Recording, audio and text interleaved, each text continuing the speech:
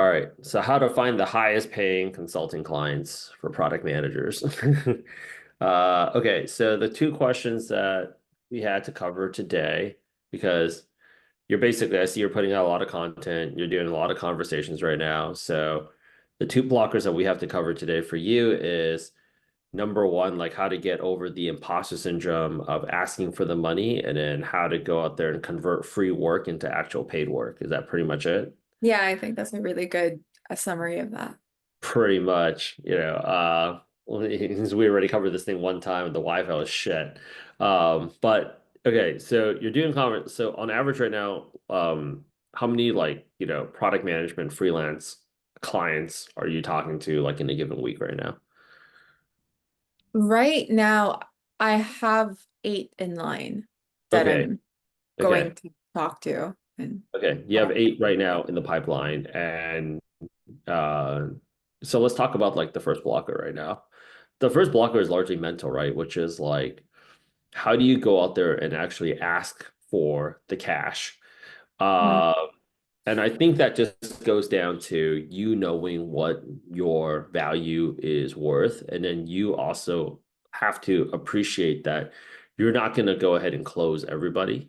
I think one of the biggest blockers that a lot of product managers have in becoming from like a W-2 mindset to like, a 1099 mindset, which is like W-2 is like, you get paid every other Friday. That's like your tax form in the US. So we call it like W-2 Oh, mindset, which is like you get paid your steady paycheck every other Friday. It comes in, it's going to come in on time. not everyone's from the US, but yeah.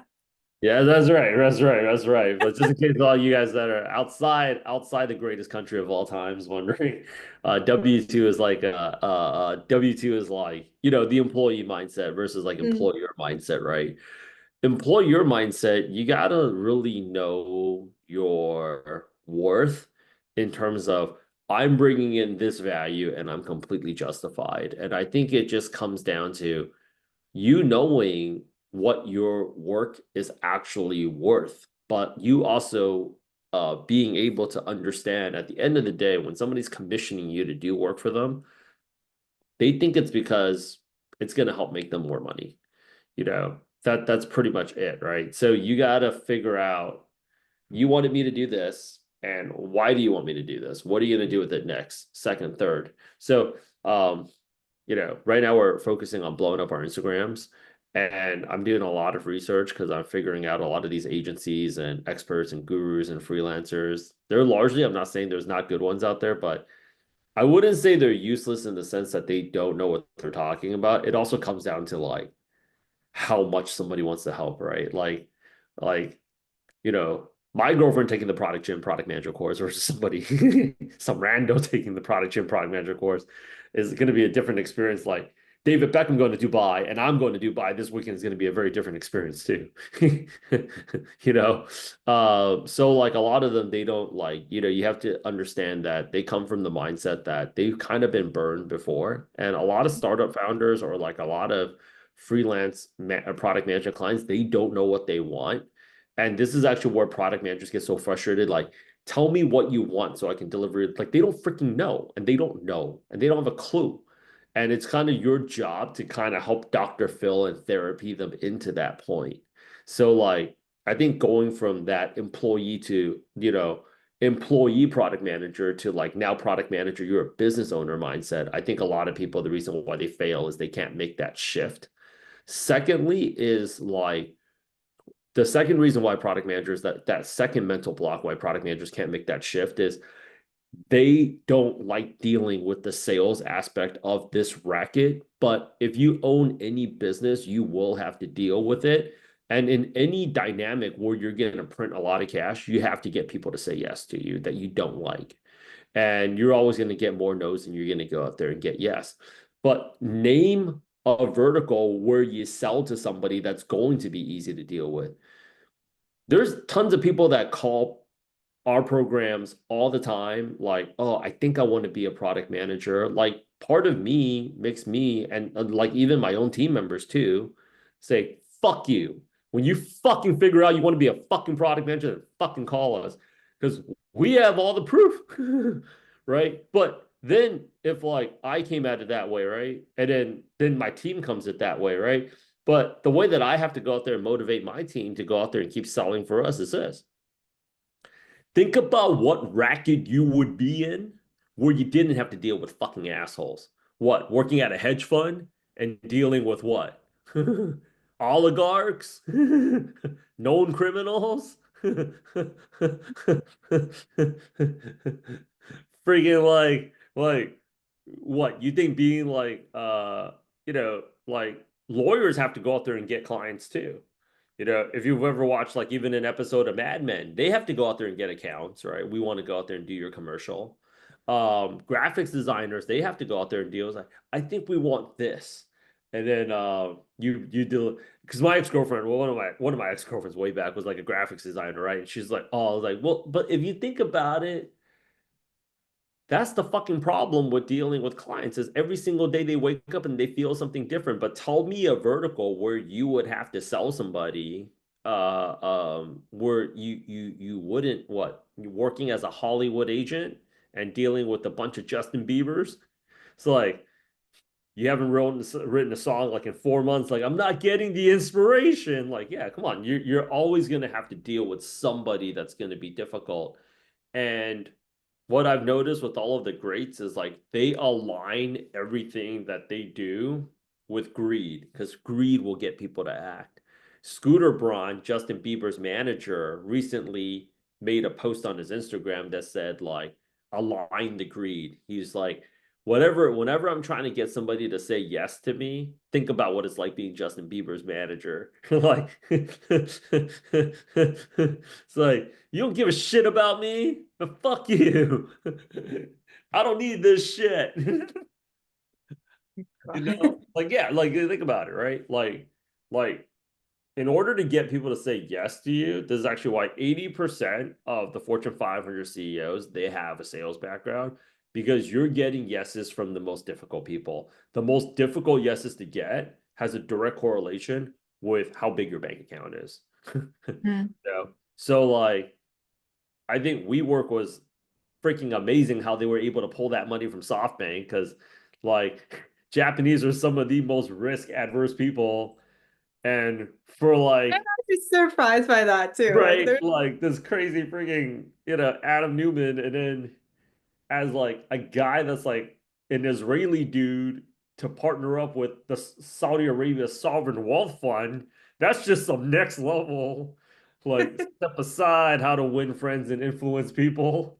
Let me should like it's crazy, right? Like yeah. you have to like in order to get people's buy-in, you have to get people like heart rate really going. Really think about what would it mean to that person to hear this like something that you're saying that's going to actually, if you saw like that Apple Watch, their heart rate was like, yes. Like, if you actually, the way that I've always really looked at my businesses is always like, I've always found this thing fascinating about like the human psychology of like, where they're just, oh, fuck yeah. Oh, totally. Fuck yes. Yeah, yeah, yeah. Like we could all do something if we wanted to do it. So, like, if you take a look at this game of human persuasion, as Mike Thomas Edison very famously said, like, I've never felt like I worked a day in my life because I'm just so fascinated by innovation. And he would just have his little lab and he'd just be working on all his little things and like even when his lab, his like office or factory blew up, like I don't know if it was a story, but it would have been a hell of an Instagram post. Was like he actually told his son, like, hey, I want you to go tell all your friends like the greatest fireworks show is happening right now and they want to come out and see it. Who knows if that shit was actually real, right? That's totally badass. I'd kill somebody if that happened to my office, but yeah, I would straight grab the first person and the first axe of sashimi knife I could freaking get a hand on and just start stabbing away. But yeah, like he had that outlook. So I think the other thing that people need to have is like you're talking like you wouldn't have the same problem selling anything to anybody else. But like when I talk to a lot of product managers, why like I would say the second biggest reason why they can't make this switch into product management consultant is like they just get so like, oh, I gotta do all this. Is like, well, but what's going on with your job right now? I mean, you want to be a head of product? Like some people have done it. It's actually not that much better. It's like what you want to go out there and like product managers are like, you know what? I've been looking at this game all wrong. I should be working at a VC. And then they get into that game and they're like, oh, it was just so much. When I was a pro, they're always bitching about how the fucking grass is greener on the other fucking side. And it's just like, stab your fucking flag somewhere. Stop being a little bitch and fucking just fight. Because, like, Yeah. even like right now living in Asia, and like everybody knows, like my freaking apartment rent's like 2,200 a month, right? I just noticed something. Like my income and my revenue goals largely they don't change.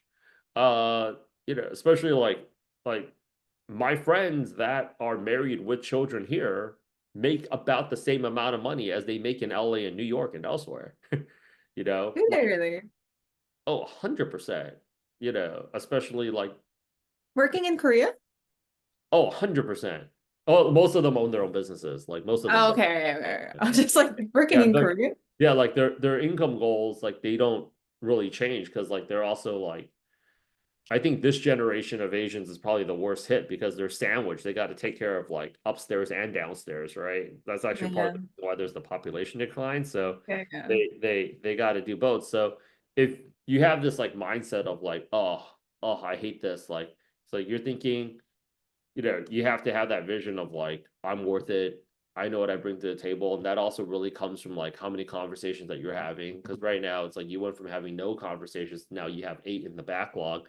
Well, imagine when you have 80 people in your pipeline that you're talking to every single week, like the confidence just naturally comes up. Like when Yeah. I get on the phone right now, it's just like, are you ready to be a product manager in less than 90 days? Like I'm thinking about 6 months. Okay, call me 6 months. Like, no. I mean, I think like this one lady was like, I mean, I think like the timeline would be like 6 months, but like if you're telling me it could be done sooner, like I can start right now. Are you sure? Like, I mean, when you figure it out, just let me know. Right. Like, I'm not here to waste my fucking time. Like, don't waste my fucking time. I won't waste your fucking time. Because now that we're printing so many results, it's just like you either want to get into it or you don't. But I think it starts with the belief. Go I ahead. think, well, that you just said that. One of the blocks I have is you have the result now. You have the testimonials. I'm Right. still building that up. So I Uh-huh. think that's why it's a bit harder for me because I don't have that authority necessarily because I have it from my previous job. I'm like, do I just use that? No, I want to use what I'm doing right now. That's, I mean, when it comes to authority in terms of imposter syndrome, how I blasted out of the ballpark with people is all of those things were designed to go ahead and keep you poor. Like when people are like, oh, I have to be qualified. Oh, I have to like you know what that's doing? That's just slowing down your trajectory, right? mm, And speed is everything. I mean, there's a fucking plane going out the sky every fucking week now, and it's not stopping people from going to the airport. mm. Like, right? It's just like it didn't stop me from flying from LA to Asia. And it just seems so fucking like, oh yeah, like, you know, it was like first was Jeju Air and then followed up with like Busan, and then there was that thing with that one, I think like Azerbaijan, and then you got the one in like DC, and then you got the one like it's like literally, I think Elon Musk posted up today. Maybe that's his next venture he's gonna get into. Is like, why does it seem like it's so unsafe to fly? I Mm. largely suspect those fucking planes that Boeing sold were only good for a certain number of years, and it was all sold kind of around the same time. And now that shit is just fucking getting popped everywhere, right? Yeah, I Um, think weren't they recalled a few years ago as well? yeah, Yeah. right. And it's like there's whistleblowers out there. I think there's 2 or 3 whistleblowers from Boeing. Yeah, yeah. People know this isn't fucking from some movie like Daredevil or House of Cards. They're straight getting murdered, and people are doing jack fucking shit. Should have snitched.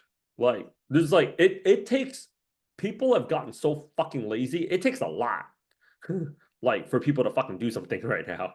It takes like a lot. Like it takes a lot. you know? So I feel like when it comes down to like being Elon Musk has a group of 19 to 25-year-olds right now Yeah. with no federal, like, I think like this is where like Sam Altman said like the most successful people I know, they the belief that they have in themselves is like borderline delusional. So when you're talking about you don't have the success results, it's you don't have the testimonials. No, I don't. But like fucking, I think you'd work a lot harder than some of the people that are in positions of leadership right now.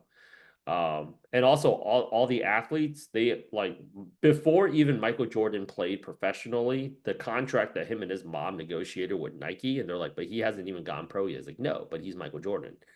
And it's like we're gonna get this fucking deal, and you gave us this fucking deal, right? You have to kind of bring in that swagger when you're doing something. That's actually what's gonna get people to pay up.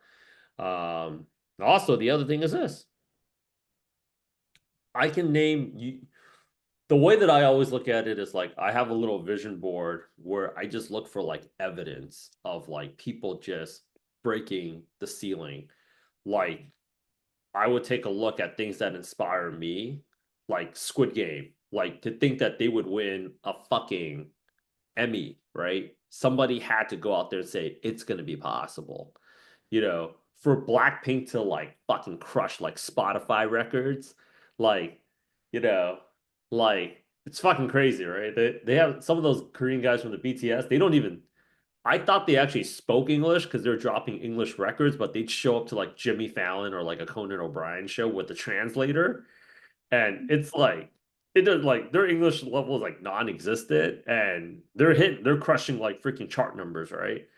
I would take a look at that. I take a look at like things where I would look for evidence of just people shattering that ceiling. And I would also take a look at like, okay, what were all the times and I would have like a list of just wins. Like there was a time when they raised the tuition on me in school back at Loyola Marymount, and it was out of the blue. It was like it literally. I still remember I have that letter somewhere in my parents' house where it's just like due to unanticipated expenses, our new financial projections indicates that this is your tuition for the upcoming semester, and it was literally a fucking like this is just daylight robbery, right? And you had to make this number. And I had about 2 weeks to go out there and get some scholarships, or I wasn't going to start school. A lot of people complained about it, but they still went to fucking school. So, like, I remember in 2 weeks, I came out with a fucking vengeance and I just grabbed all these scholarships. So, I would take a look at, like, what were all the things that I've done? And I'm imagine it's not going to be difficult. What were all the things that I've done in the past that were wins that I didn't think we were going to have a win?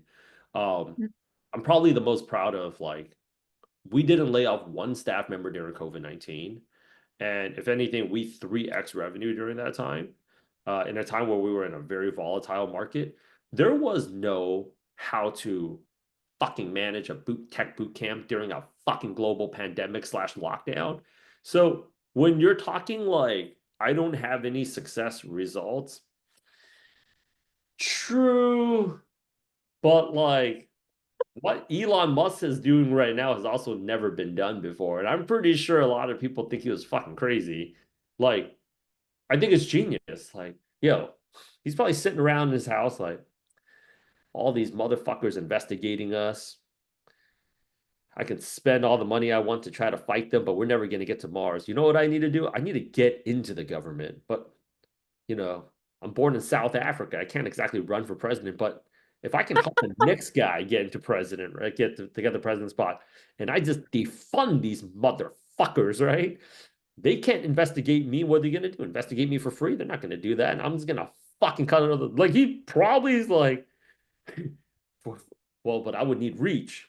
So what I need to do is I'm gonna buy Twitter. Yeah. Like Yeah. you gotta think about it that way. And people are like, well, like, oh, that's so much work. My old mentors say this, being a loser is a lot of work too. Like, yeah, it's true. Like my one of my best friends from college, her boyfriend, now husband, that guy's never really liked me. for like unknown reasons. But like that fucking guy, hilarious.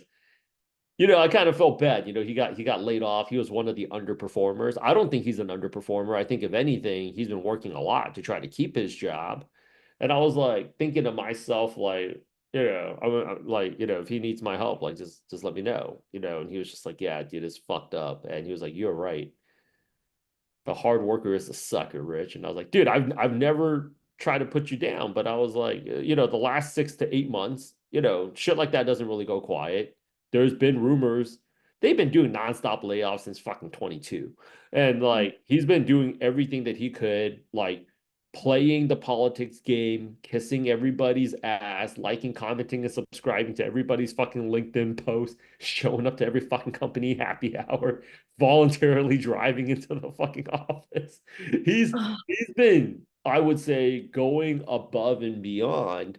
But he ended up getting dropped anyways because you want to know why? The project that they have him working on, they just don't see the value of it. So he's getting cut from the team. And then now he's got to go with a group of, 3,599 other people from Meta to start looking for jobs. And he's like, what I do wrong? I was like, you know what you did wrong? No. What you did wrong was you worked that hard for a fucking job. If you would have went all in on yourself, you and I wouldn't even be having this conversation. We'd be talking about something else, like buying a dry cleaner somewhere. I don't know. like, like, Yeah. starting a fucking snowboarding shop or something. I was like, but like, you went all in on trying to print cash for somebody else and you got none of it. So like, Mm, you know, yeah. you got none of it, right? So you have to have, I think, like in a long-winded way, is like, know the value. I'm here to make you rich. So what you're paying me right now is a fucking discount compared to what I'm fucking giving you. Secondly, I'm the best in the business in terms of what it is that you need solved right the fuck now. And third, and if you're not okay with that, then you can go fuck off. Because I imagine right now, behind your fucking bullshit facade and you thinking you have a little bit of funding, I imagine right now you're probably not sleeping very well at night. Sunday, you're probably not looking forward to Monday. And on top of that shit, just imagine like how cool you're gonna look like in front of your friends when your bullshit operation goes the other way, which is called south. Now, we can turn all that shit around for you and make it go up. And you can, and I would align the greed, right? I was like, I could do this for you and then some. Think about all the praises you'd get. Think about how much you'd be able to flex on your LinkedIn and your IG. Think about how much of a rock star.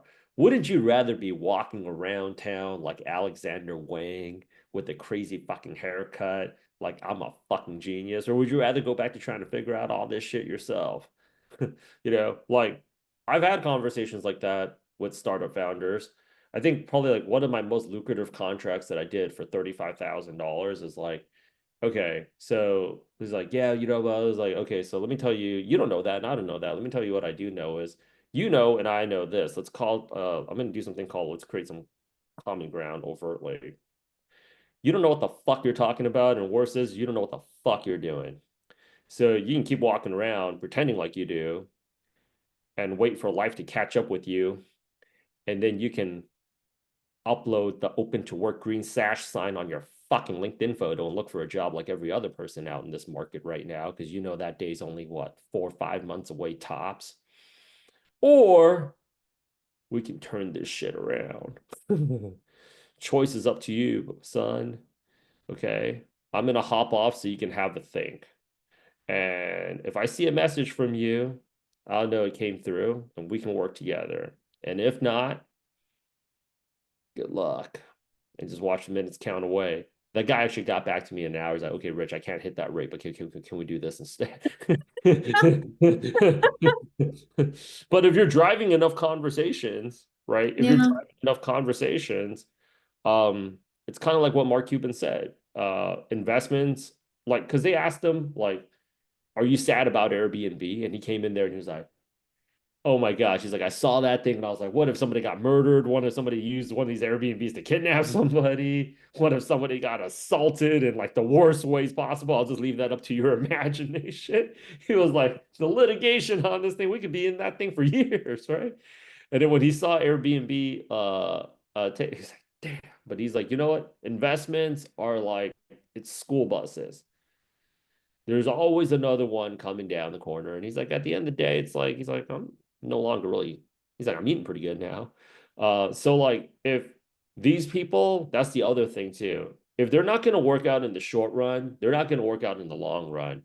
And so many people try to hold on to things in the short run because they don't want to run for the long run. And it's just like, no, stop playing small. You got to go out there and play big. I'm like that too. People are like that too, also in dating. It's like, how do I go out there and get that boyfriend or that girlfriend the shortest amount of time? And then as soon as they do that, like a month or 2 months later, after they get a boyfriend or girlfriend, they're just bored as shit. And they're just like, oh, because like that wasn't really that was you took what you can get your hands on in a time frame. That's actually not who you'd want to be with if you had a choice. That's why rich people get divorced all the time. Because rich people don't have to put up with it's like going to couples therapy is like you guys got to make it work. It's like your parents made it work. Rich people's like, we tried, went to couples therapy twice on time. They gave us a fucking checklist. You know, I, I said three things that was nice about her every day. She said three things and we just couldn't make it happen. Just is gone. Rich people don't need to have patience, right? Like so, like that's the way that you got to look at it is like I want to work with people that I can grow with because you don't want to keep on doing this either. I want to work with people Yeah. that I can grow with that are not going to be difficult to work with, Hmm. that I can work with for the long term. And if you're not that person, that's totally okay. I've also fired people. I've also fired people. I had a guy yell at me too. This other boot camp. uh, out there from New York, and he was just like, "I'm not getting any value out of this." Like he's like, and I don't know what's going on. I was like, "Sounds to me like you're having an episode right now. Do you want to call me when you're like a little bit more calm, or do you want to continue having this conversation? Because being a therapist is just not in my job description." And he was like, "I don't appreciate being talked to this way." And I was like, "Yeah, I mean, what you think I get off on you talking to me this way too? I'm not a massage parlor." And if you ever fucking talk to me like that again, I mean, I know all the people that you want to know and the people that you don't even know that you need to know. I know those people too. And I will guarantee you this much. They like me a lot more than they'll like you. And if I put out the word that you're the biggest piece of fucking shit out on the street, you won't get your hands on them. Okay. If anything, you're going to end up on a very special air table of people I'm going to go ahead and fuck up. Because I'm one vindictive motherfucker. So, all right, Rich, just calm down. Yeah. I was like, but you never got. This is like, let's not get excited here. I was like, no. When it comes to revenge, Chinese people in general, oh, I can get more creative than fucking Spielberg. Like, I was like, yeah, but I've noticed something. You can't be, you know, like you can't be nice about it. This is what like that one wrestler, David Bautista, turned actor. Yeah, And yeah. he's like part Filipino. And he was just like, I don't know, was it an Asian thing? But very early on in my career, he was like, I was very afraid of offending people. And like, it's like I should just do what I'm told to do. And like, I don't know if this is gonna make me look like, and he was like, a few of the other guys were like, nah, man, this is business. This is your money. He's like, you're right. I want this. I'm gonna have it, And look at him now, right? He's like, yeah, Yeah. he's absolutely crazy. Like when that mindset changed, where he was just like, I'm gonna be a fucking actor, and like I'm gonna be a fucking actor, right? He's like, I'm not fucking trying to get hurt, not this age. So I think you have to like the most everything in life is just so mental. Like you could teach people all the frameworks, what to say, how to say it, but like if they don't believe in it, I would Mhm. say that one of the it took me 3 years to figure that part out because like for 3 years I kept going to all these boot camp events and I was like I could do a better job getting people better paying product manager jobs, getting people a product manager job, period. But I was so scared to do it because I was like I'm the only person that's in this racket that's a recruiter that's actually I've never even sketched a wireframe before. I've never been in a stand-up. I've never, but I was like, I knew how to get this. And up till that time, everybody else was like former like VP of product management, Yahoo, former director of product, Microsoft, all these people that saw this money, this like boot camp gold rush. And they're just like, and yeah, and those motherfuckers, they attacked the shit out of me when I got into it. And I was like, I remember when I first went in there, I was like, I couldn't do it in SF because there's just too many engineers that wanted to be product managers. And plus, like, who the hell wants to live in SF? But like, and then like I moved to New York and I realized something like, okay, I have to change my approach, especially for a different city and stuff. I was like, the reason why you guys haven't gotten a product manager job is because you've been fucking up your whole life. And these guys were like, this guy gets it. I want to enroll. This is what I need. So coming in there, I just realized like you gotta bring that fire like you don't need it. And the best way to pretend that you don't need it is to legitimately not need it.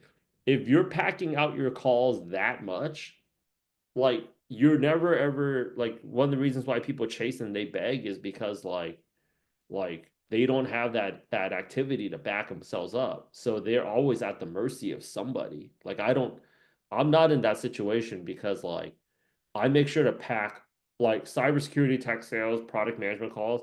We pack those calendars up. If you don't want to get in on it right now, you can go fuck off. And we deal with a lot of entitled like you guys are charging. Yes, we are a 100% for-profit business. If you don't want to pay the rate, I'm not gonna fucking walk into Wolfgang's and ask him why isn't there an entree that's more suitable to my budget. Like you should know that already coming in here. You want cheaper quality shit, you get what it is that you pay for. And Mhm. there's plenty of other competitors out there. It's like, well, I can take a Udemy course for $300, and why the fuck are you even talking to me? Okay, you don't fucking like ask for a fucking Wagyu omakase experience when you can only play Shake Shack, motherfucker. Go to Shake Shack. It's a shack. Go to Shake Shack. Oh my God. Ain't nobody stopping you. So when I used to go, and I remember every single time we did a price increase, we started off 2,000. At the time, the competition was only 3,500, and then we went to and then we came in there with the Asian mindset. 2,000, we're just gonna underprice the market. Did that. 3,000. When it was like 3,500, that was when I was getting nervous. And I was like, okay, well, my partner convinced me. He's like, anybody that's willing to do 3,000 would surely pay 3,500. And then we did 4,000. And then we did 4,500. And that's when the market actually, it was like a fucking mafia commission call where they're like, Rich, you can't price it at 4,500. What the fuck you guys talking about? I just did. But the thing that they didn't know at the time was I was scared pricing it at 4,500 too. I was like, but at the same time, I was like, you know what? Alex Hormozy is right. You read $100 million offers, right? And he was like, $100 million offers is like the reason why you guys got to keep raising up your rates is because people don't value something unless it's expensive. It leaves you nothing. It leaves you nothing for your margins. It doesn't allow you that additional money to reinvest into a higher customer experience. And you keep on attracting low quality people. This is Yeah. actually why people choose to live in New York. You want to know why I paid $6,000 a month to live in a luxury apartment? Is because of the people. Like I Yeah. noticed people chose to go to Columbia over NYU MBA, even though Columbia was all the way in the Upper West Side. Because why? They're like, if I'm paying an extra $100,000 for tuition, I'm meeting higher quality people versus NYU was, I think at $97,000, they're somewhat more accessible by East Coast standards. They were located in a much better part of town. They're actually in the heart of Manhattan. But I always notice why, because people always value the higher price option. All of the Chinese restaurants, and pretty much, I wouldn't say all of the Chinese restaurants and the Korean restaurants that basically kept on elevating their rates up, they're always booked out. It's hard to get a reservation. People constantly, and because they have that additional money, they're able to go ahead and reinvest in more Instagram marketing, flex more, offer like more experiences. And that just makes more people, now that money is tight, if we're going to go out there, we want even more superior experience than like a low budget experience want to go there. And because it's so hard to get a fucking table there, it just makes you want to get a fucking table there more. Everybody else that's doing a Korean barbecue buffet ran themselves down to the fucking ground. Nobody's showing up to dinner tonight. You want to fucking kill yourself. Everybody wants to show up to dinner that night. You want to fucking kill yourself. Because you want to know why? You're not making any money off of that shit. So you not only need to ask for money, you need to ask for two, three times the fucking market rate. It's gonna take you the same amount of effort. Average close ratio is 1 out of 7 to 1 out of 11. You talk to 7 people to 11 people, you're going to get one person paying up. I might as well ask for fucking 10 G's instead of two. You know, Fair. it hit me, my first consulting client. It was just like, it's like, I don't know. I just came back from like a fucking run and I just had like this ultimate runner's high. And he's like, I would pay 6,000. He's like, I would pay $10,000 for this. I'm like, then let's make it 10,000. And he was just like, but we agreed, no, but you said you'd pay $10,000 for this, right? And at that point, I really didn't give a shit. And he was just like, fuck it, Rich. Let's do 10. We're gonna make it back. I was like, we're gonna make it back. Because I want to keep getting paid. Yeah. And you want to get paid. So that's just gonna make me want to go out there and work that much harder. And I noticed that too. When I was dating that girl that was a graphics designer, and I was like, I'm sure there's other graphics designers that are making so much money doing the same thing you're doing, probably doing a worse of a job. Why are they making more money than you? Because they're like, and there actually are. I mean, who hasn't even heard of Andy Warhol? Right? Like, there's people out there. I mean, burgers go for 99 cents up to $99. So it's that belief. And I used to tell myself that I am fucking product management. I am fucking product management. I am fucking product management. And when I started telling myself, like when I made my first 10 to 15 G's like a month, I was like, whoa, I'm balling. Like, damn, dude. I can order all the Uber Eats I fucking want. And then I started meeting the coaches that were doing $50,000. I looked at them like fucking Conor McGregor, right? And I remember the first time I heard about these guys that were printing $100,000, I was like, oh. But obviously, we have like overhead because like we got like, a sales team and like we also have like, so like, revenue keeps going up, costs keep going up. But then I started hearing like guys that were doing like 250,000. And then this other guy that I talked to, this is actually when I booked at a really, really, really expensive like co-working space. He's like, you think $25,000 a lot when you start meeting people that's making $25,000 a day. And I was like, this is New York. Clearly, he's like, there are. Because like I was actually in disbelief. He's like, there are, right?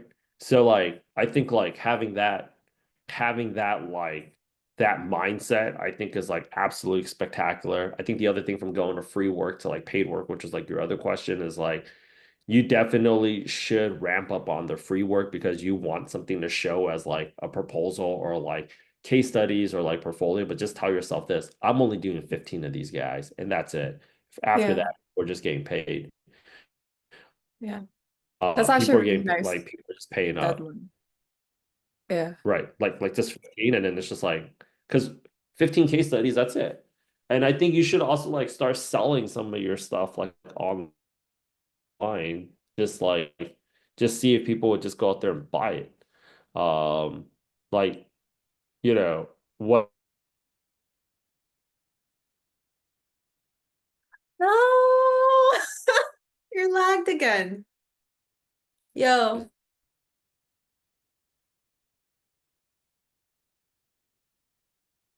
Mm, you're out.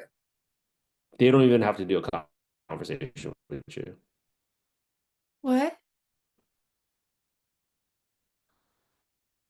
Sorry, you lagged Yeah. again. I you cut out, which sucks because I actually wanted to hear what you were Is the saying. why it's happening again. Let's wrap Yeah. It's this thing happening up. again. I think Yeah, like yeah. Oh.